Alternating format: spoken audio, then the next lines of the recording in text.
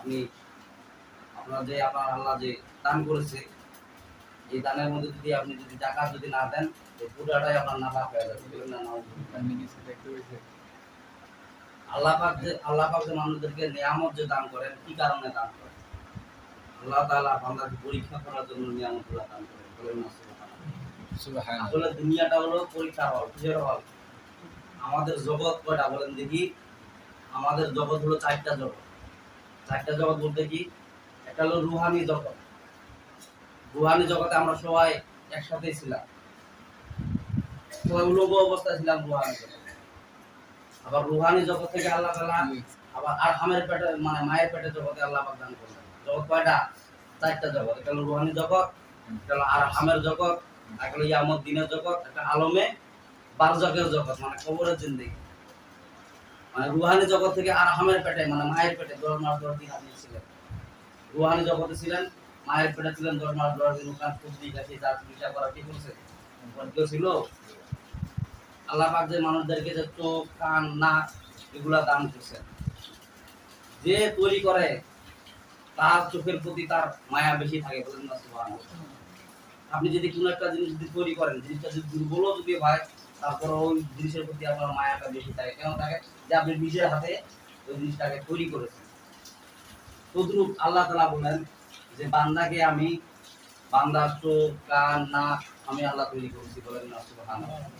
এই চোখ নাক কান আপনার প্রতি যদি মায়া আপনার নাও থাকে, কিন্তু আল্লাহ তাআলা কিন্তু ওই চোখের প্রতি মায়া কেন মায়া আছে? আল্লাহ পাক বলেন যে আমি তৈরি করেছি। আল্লাহ তাআলা কিন্তু সহজে মানুষকে জাহান্নামে দিতে চায় না।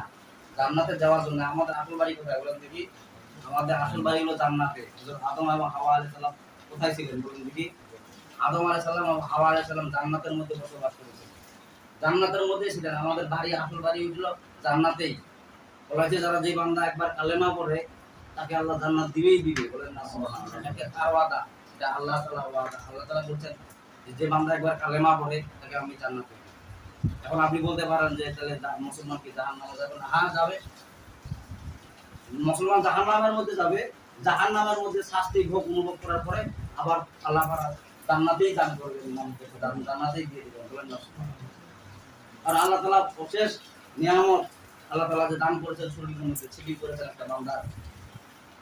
নাকটা নাকের জায়গায়, কানটা কানের জায়গায়, চোখ যে জায়গায় দেওয়া লাগে সে জায়গায়। একটা চোখ যখন নষ্ট হয়ে যায় তখন ওই বান্দা বুঝে যে আসলে চোখটা কেমন একটা নিয়ামত ছিল। বলেন না একটা অন্ধ লোক, একটা অন্ধ লোক যখন চোখ আছে আল্লাহ তাআলা শুকরিয়া আদায় করে। আর যখন চোখ থাকে না তখন কি করে? যখন চোখ থাকে না তখন শুকরিয়া আদায় করে, যখন চোখ থাকে তখন শুকরিয়া আদায় নেই। আসলে একটা হাত যার ভালো আছে ও বুঝতে পারে যে কি জিনিস নিয়ামত পাইছে, আর যার নাই ও বুঝতে পারে যে কি কি মুসিবতের মধ্যে আছে। ঠিক না বলে? হাত চোখ কান এগুলা কার দান? এগুলা আল্লাহ তাআলার দান। বান্দাকে অশেষ নিয়ামত আল্লাহ দান করেছেন যে এই চোখের মধ্যে কানের মধ্যে এই যে কান যে আল্লাহ তাআলা সেটিং করে দিলেন, বান্দার যে হাত পা তৈরি করে দিলেন। আল্লাহ বলেন যে এটা তোমার মা বাবার চাইতো আমার মহব্বত বেশি। বলেন না আল্লাহ 100 ভাগ ভাগ মহব্বত ভাগ করলেন, তার 99 ভাগ মহব্বত ভালোবাসা আল্লাহ তাআলার কাছে দিয়ে দিলেন, 1 ভাগ দুনিয়ার মধ্যে ছিটিয়ে দিলেন। মায়ের কাছে একটু বেশি করছে, বাবার কাছে একটু বেশি করছে, যার জন্য মা বাবা সন্তানকে বেশি। এমনও দেখা যায় স্বার্থের কারণে মা বাবাও সন্তানকে ভুলে যায়, কিন্তু আল্লাহ তাআলা বুঝতে পারে না। বলেন না কেমন বুঝতে পারে না? আল্লাহ রুহানি জগতে বানালেন, তারপর আমের পেটে দিলেন, তারপর ইয়ামুদ্দিনের জগতে দিলেন। আল্লাহ সংখ্যক আপনাকে অবতরণ করার জন্য যে পরীক্ষার হলে পালায় দিলেন।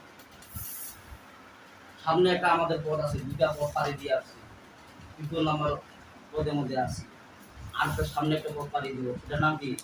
আলমে বারজাক মানে কবরের জিন্দেগি।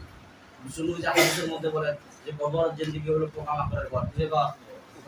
কবরটা কিসের ঘর বলেন দেখি? পোকামাকড়ের সাপ বিচ্ছুকের ঘর। ওখানে সাপ পোকামাকড় ওখানে বসবাস করে গর্তের মধ্যে, কিনা গর্তের উপরে বাস করে, আর গর্তের মধ্যে বাস করে। পোকামাকড় যত রকম আছে কিসের মধ্যে বাস করে? গর্তের মধ্যে বাস করে। আর আল্লাহ তাআলা বলেন যে বান্দা আমাকে ডাকো আমি তোমাদের ডাকে সাড়া দিব। বলেন না যে বান্দা যত পরিমাণে আল্লাহকে ডাকে তার ডাকে আল্লাহ কত পরিমাণে সাড়া দেয়। বলেন না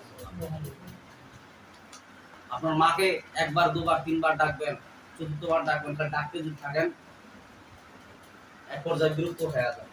একটা লোকে একবার দুবার তিনবার কথা